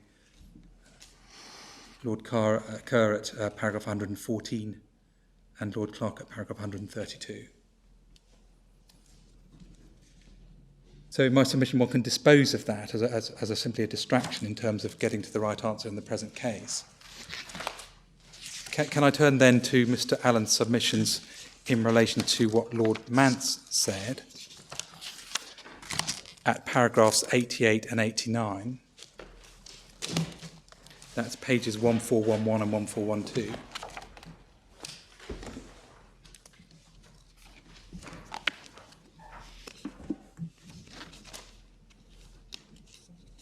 One of the points, as the court will recall in JFS, was that there was the matrilineal descent criterion. If you could satisfy it, then you would be given priority. But there was also the possibility of conversion. And one of the arguments that was being run was, well, because there's a possibility of conversion, which is essentially a religious process, it was being argued, that's another indication that the criteria being applied in the present case are religious, not racial criteria. And that argument did not find favour with the majority. The key reason for that being that essentially it was an argument that the pupil could join the ethnic group in question, as the court saw it. Conversion was a way of becoming a member of the Jewish ethnic group. And so, fairly obviously, although it may not have been entirely obvious at the time,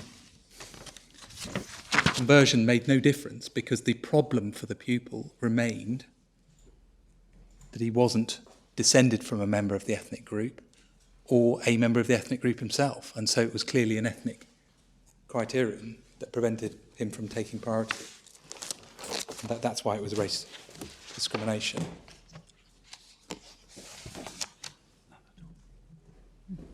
Now, if one then goes to paragraph 89 and views it in that context, it's, what I've said is in my submission entirely apparent from paragraph 88 and said elsewhere in the judgments of the court.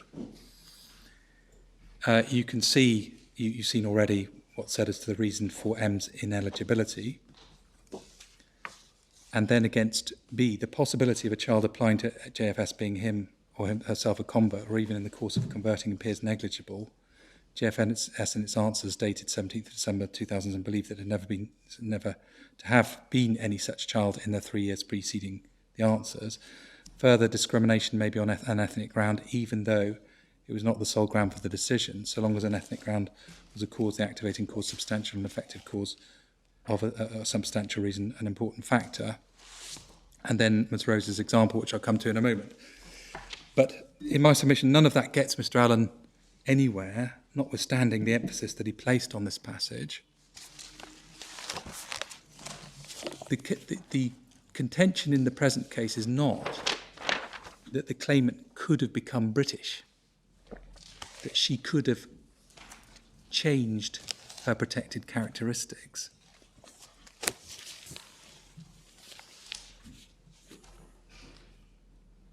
So there's no argument by analogy with conversion to being Jewish. The contention is that the criterion applied, vulnerable immigration status, whilst it does not disadvantage British nationals, does not disadvantage all non-British nationals.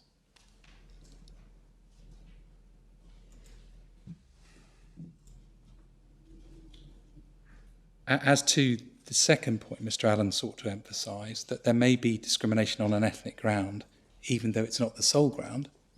Well, certainly, that's what the House of Lords said in Nagarajan, that a significant reason was sufficient.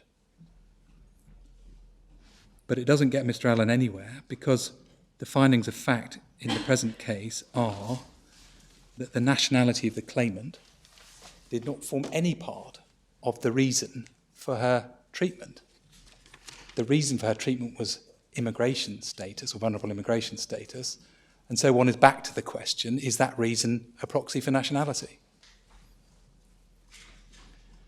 Then thirdly, Ms Rose's example, well, we say that that is a classic James case,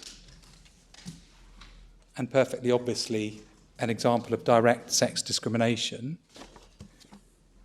on the basis of the definition that I suggested at the beginning of my submissions, that on the face of it there are different rules for men and women. So the criterion is explicitly based on sex. Or alternatively, and this goes back to the discussion we had earlier about comparators, if a non-graduate presents him or herself for membership of this particular organisation, the person deciding admission has to determine whether that person is male or female in order to decide whether they should be admitted. So the criterion is sex.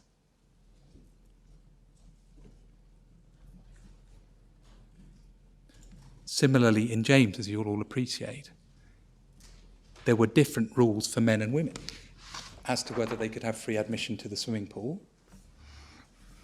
Or alternatively, if a 61-year-old person presented themselves and said they didn't want to pay for their swim, the person behind the counter would have to decide whether they were male or female in order to decide whether they should be charged. So again, the differentiating criterion was sex. So in our submission, there is no difficulty for our case raised by Ms Rose's example and Lord Mance's adoption of it.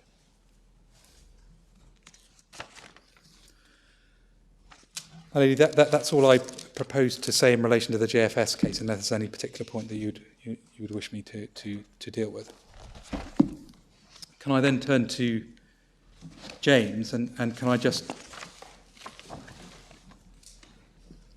looking at my notes, can I deal with James in this particular way, that I know that the court will be very familiar with it. I don't propose to take you back to it.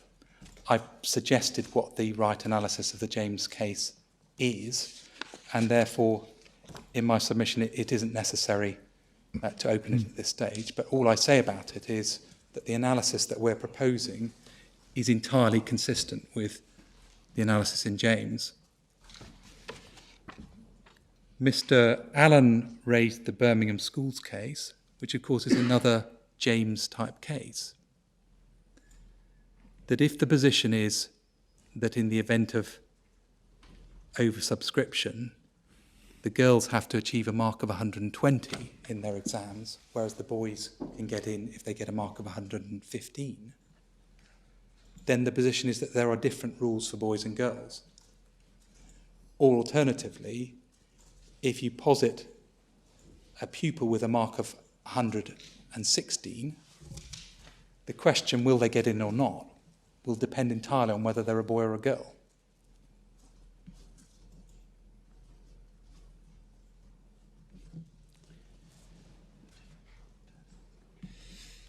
Well, the next, Elias. In relation to that, again, I know that the decision is extremely familiar to this court, and therefore, again, I don't propose to take the court to it in any detail.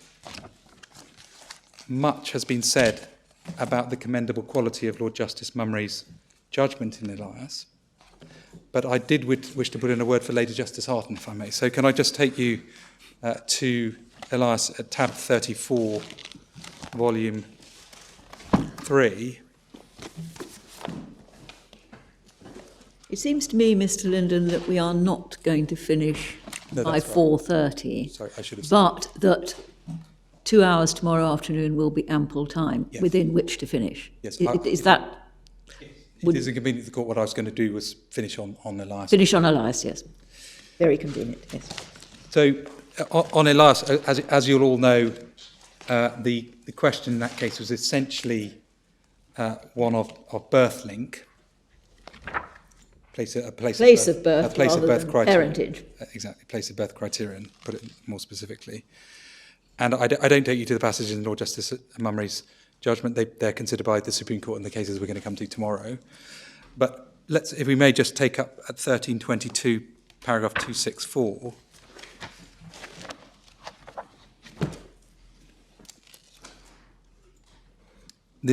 This case is about discrimination on the grounds of national origins by reason of a requirement of place of birth within the United Kingdom as a condition of entitlement for compensation. Place of birth does not necessarily define national origin, though it will generally do so, and thus leads to the conceded adverse impact, in this case, on British subjects with the non-United Kingdom national origins. My submission is that the terminology of necessarily defining the protected criterion is a further indication of the test, the inextricable link test, the exact correspondence test, and so on. That's essentially what Lady Justice Arden was saying, and that's why Elias had to be dealt with as an indirect discrimination case. Really, that's where I propose to get to today, subject to the court, obviously. That looks like very convenient timing, Mr. Linden. We will be able to complete the case, I'm sure, in the 2 hours available tomorrow afternoon, and so we will look forward to hearing from you all again at 2 o'clock. Court is now adjourned.